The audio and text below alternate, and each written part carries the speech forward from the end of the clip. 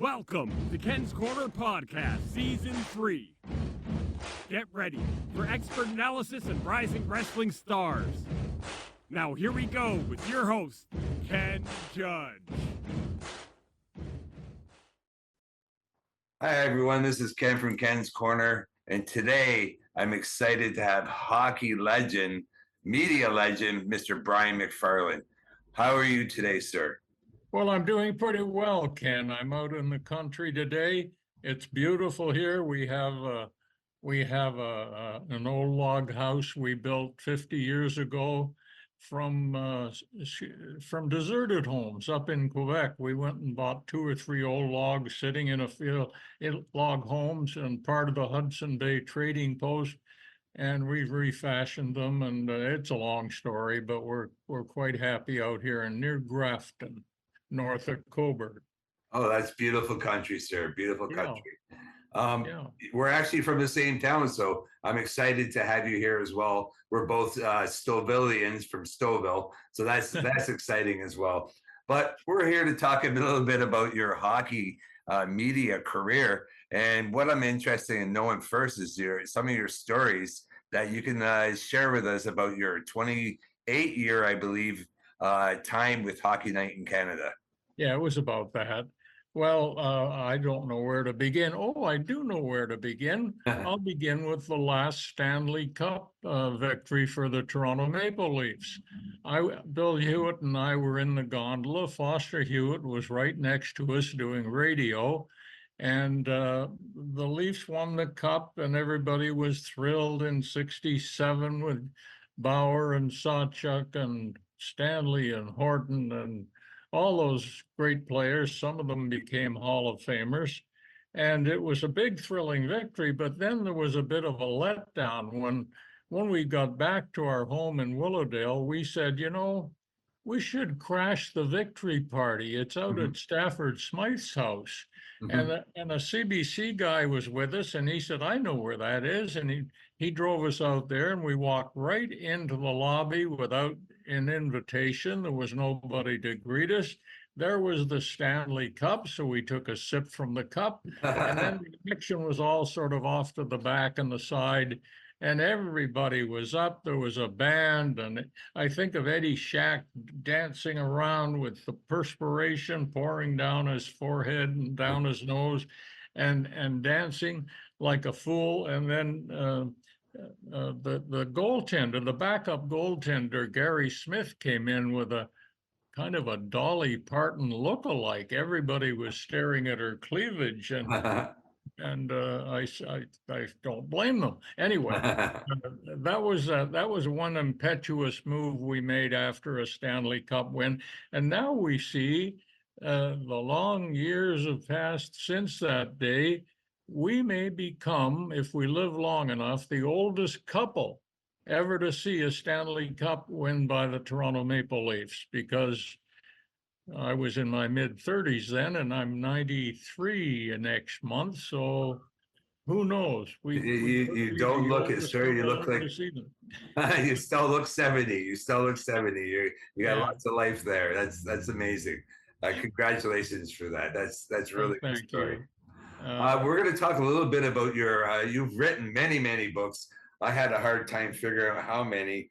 I think there's almost 30 books there, but I want to talk about your last one. You just released it, I believe, in November of 2024. It's called The Maple Leaf Forever. Well, it's been postponed, the release, until the fall of this year. Winnipeg publisher's doing that. And actually, the total count, my wife will tell me, is 100 books. This will be the 100th hockey book. Not only hockey, I did one on lacrosse, and I did a series of kids' books, and there were different sports. But 100 books is a pretty good total. Yes. And, my dad was a writer too. Yes. And people are always surprised when I tell them he wrote the first original Hardy Boys books. Wow. Which you may have heard of them. Oh, of course. They sold in the millions, but he was a young reporter on a newspaper, and he applied for a job as a writer of juvenile fiction. A man in Springfield, Massachusetts. No, I'm sorry, he was in New Jersey, fashioned this idea of juvenile literature. So he hired my dad to do the first 21 books in the famous Hardy Boys series, but he only paid him $100 a book, flat fee, no royalties, and 80 to 100 million copies have been sold. Yeah, Dad, if you got one penny, you would have been able to afford a car and a house. We always rented. We never had a car. And he would have been quite a wealthy man, but he never complained about it. He said, if I hadn't done the job, somebody else would have. But I'm getting away from the Leafs. So let's come back to Harold Ballard stories. I could sit here till midnight telling you those.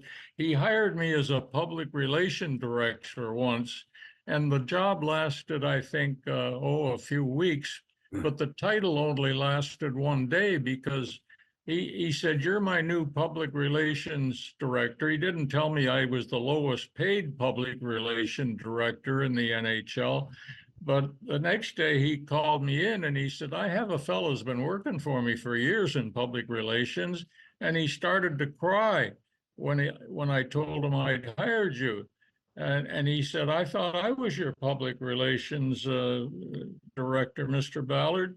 And he said, well, if you feel that badly, I'm sure McFarlane, I'll find another title for him.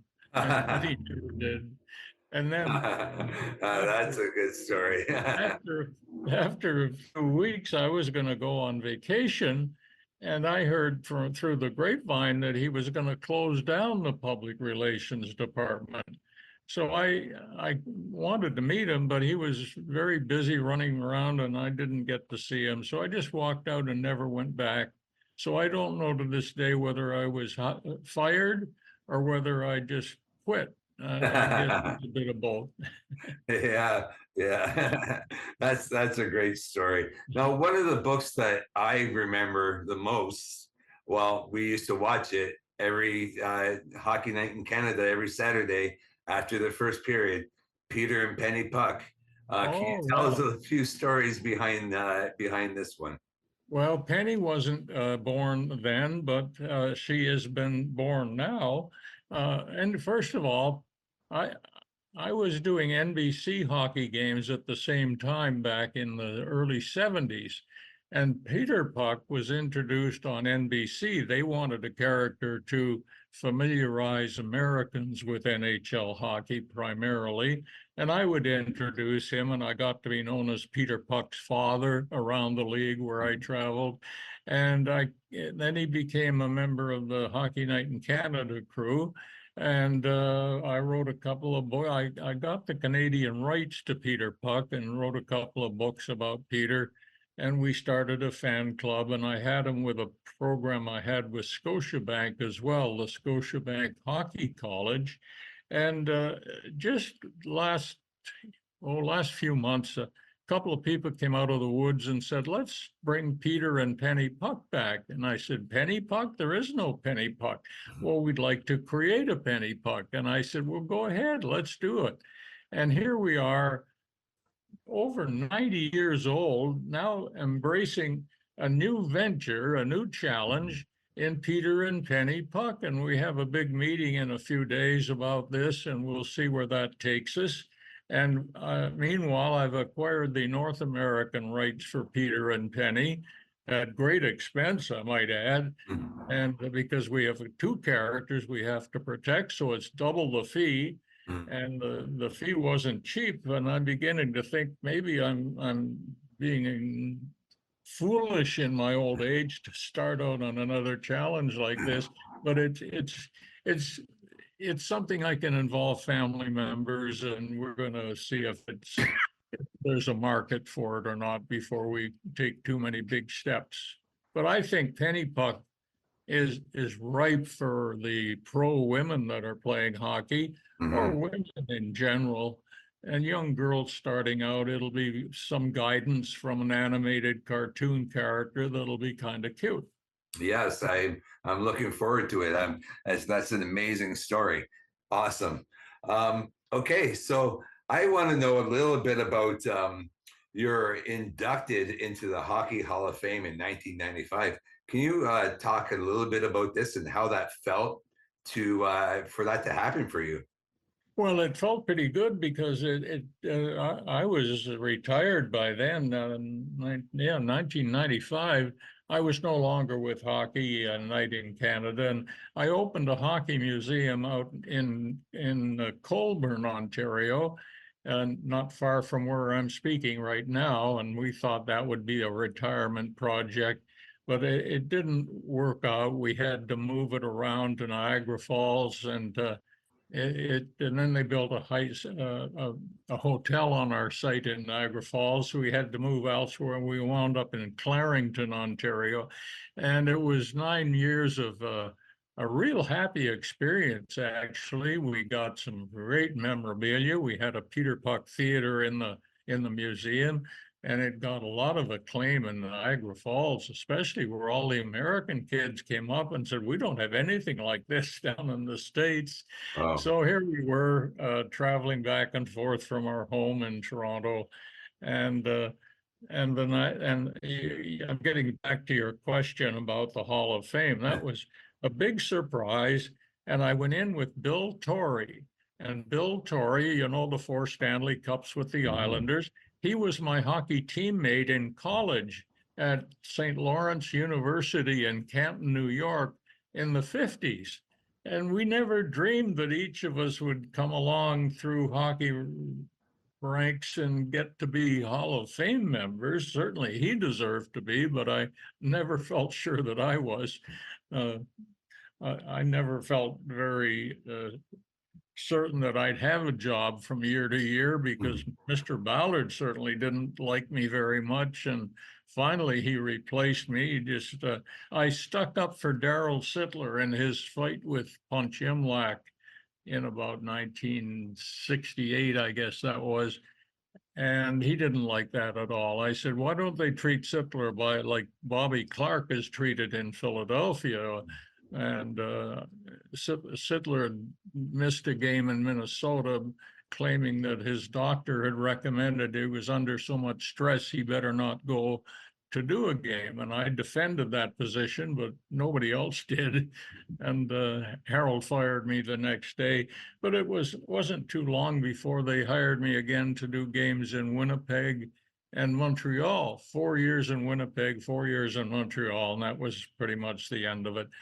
So I have no complaints. I got in my 26 years or whatever it was, and I got to work with NBC. They were great people to work with. I worked with Ted Lindsay there and Tim Ryan. I even worked with CBS for one season back in 1960. So I was the first Canadian ever hired by a U.S. firm to go on the ice and do my interviews on skates. That was one condition I had to meet. They wanted to know if I'd been a skater at all. Well, I was an All-American at St. Lawrence, so I guess that qualified me. That was short-lived, just one season. yeah. Thank you for bringing me to my next question. Actually, my final question for you, Brian. You were just talking about how you played hockey in St. Lawrence. You had a chance to play as part of the NHL Old Timers. Tell us some of the players that you played with and what that was like out there for you. Oh, well, they called me to play with the NHL Old Timers, and I played with Frank Mahovlich and Normie Ullman and Keith McCreary and Johnny Bauer, and Bob Goldham was the one that got me on the team, and I stayed for 20 years. But gee, there were so many great players back then. But Bauer was certainly one of my favorites.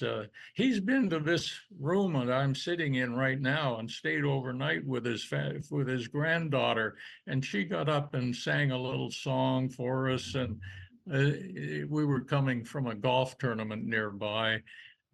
Carl Brewer's been out here. He was another good friend of mine, and I thought he had a great career on the ice, but he was so outspoken, became unpopular with a lot of people, and I felt badly about that because he was a terrific person. So many good people in hockey. Sittler, I mentioned, we did a book together. Larry Robinson and I did a book together. I think of these guys often now that so many of them are gone, and I think of how I treasure the memories of just Tiger Williams comes to mind, another great friend. And I just loved interviewing him because he was always spontaneous and gave me great answers. And my answer to your question is going on far too long, so I'll just stop right here. That's okay. I was listening along because you're talking about players that at my age I grew up idolizing. So I actually have a autographed Daryl Sittler 10-point stick hanging on my wall as we speak. So it's really truly amazing to hear you talk about these You people. have the actual stick that he used? No, it's a replica, but he does have a signature on it. I wish it Oh, was the yeah. actual stick. Well, I did the game that night when he scored those goals so fast. I couldn't believe it. We were really popping around that gondola trying to find who'd scored earlier, and I think Rocket Richard and Bert Olmsted had scored 8 points in a game, but Sittler topped them all that night. It was a wonderful night to be in hockey. Yeah, well, thank you for that. It's amazing to hear. I was so young when it did happen, but I have vivid memories of that night as well. That's an amazing story. Thank you so much, Mr. McFarlane. It's been amazing for you to come on. Everybody calls me Brian or Peter Puck's father. Maybe you'll be calling me Peter and Penny Puck's father soon. Okay. I've really enjoyed it, Ken, and I thank you for remembering me and inviting me to be on your show. Thank you. Oh, thank you so much, sir. By the way, you look amazing for 93 years old. I can only hope for the same. Thank you so much. Different inside. Maybe. I'm doing okay though. Yeah, well, my other boss on the radio station says I have a face for radio, so so I get what you're saying. Right. My name is Ken. We're here on Ken's Corner, and I'm here with Peter and Penny Puck's father, Brian McFarlane. Thank you so much, sir. You have a great night. Thank you.